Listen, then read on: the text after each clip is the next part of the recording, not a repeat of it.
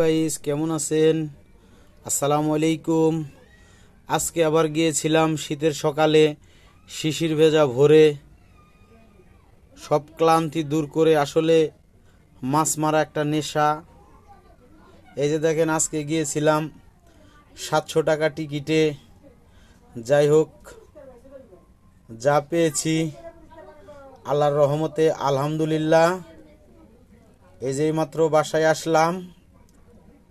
আসলে এমন জায়গায় মাছ মারতে বসেছিলাম, আপনাদেরকে যে লাইভ দেখাবো সেই সুযোগটা ছিল না। মাছাটা ভাঙ্গা, অনেক কষ্টে রিক্সে মাছায় বসেছিলাম।